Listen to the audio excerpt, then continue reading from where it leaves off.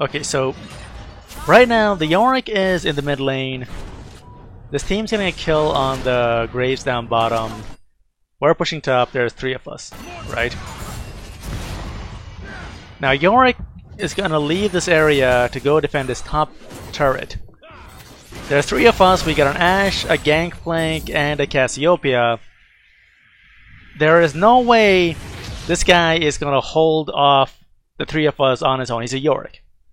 He doesn't have the wave clear that he needs, and he's not tanky enough to survive a 3-person tower dive when you got the AP carry, top lane Gangplank, who's also an AD carry, and the actual AD carry, the Ashe. He knows he can't stand 1 versus 3, but he feels compelled to teleport in and do something about it. Arrow goes in, he gets stunned. He's gonna die here, and the question is, why does he do this? People have this ingrained habit from a long time ago with the game where whatever's happening in a lane is reflected on you. So Yorick, what is he right now? He's 2-3-2. It's not the worst score in the game. He's doing okay. He could have stayed mid, but as far as the enemy team is concerned, and as far as most teams are concerned, if a turret is going down in your lane, that is somehow your fault. And there's a sense of shame that goes along with it. Give me a second, there's a spider in my room I gotta kill real quick, I'll be right back.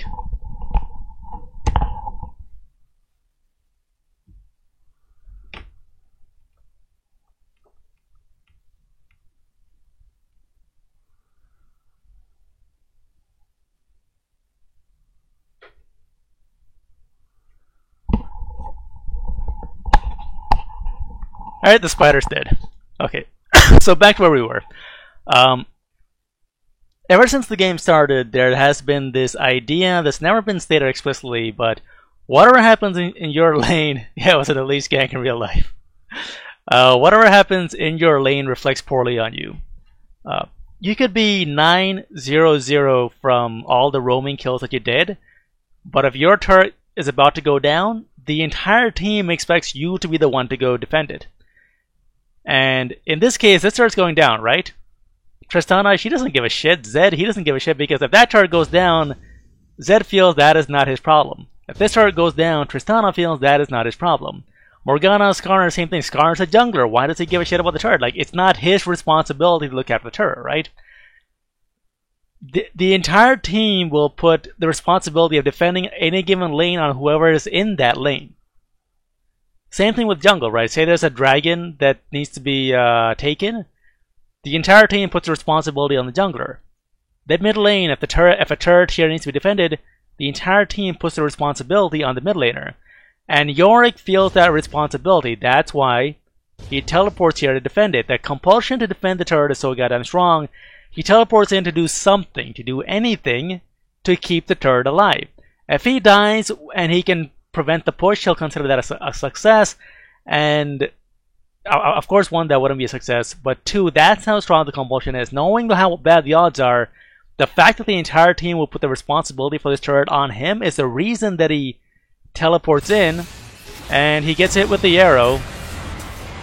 Sterak's pops off, and we kill him easily, and we lose barely any health in taking him here too.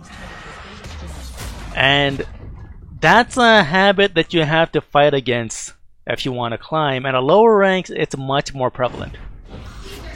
Now, the previous game where the Sivir was split pushing bottom lane constantly, that's part of the same issue where someone, when they win their lane, they'll try to stay in their lane instead of roaming with their lead, as if the lane that they're in is all that there is.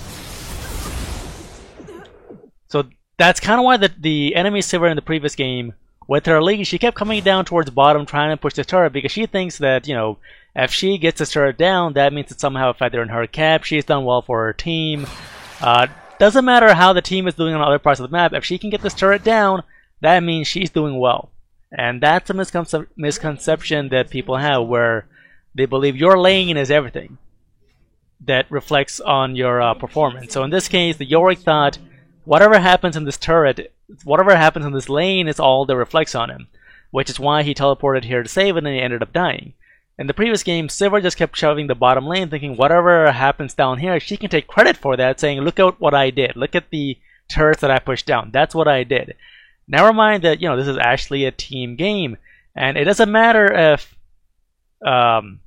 it might not matter to Zed and Tristana that this turret goes down, but this turret going down is a step towards the Nexus blowing up, and when the Nexus blows up, you lose the game.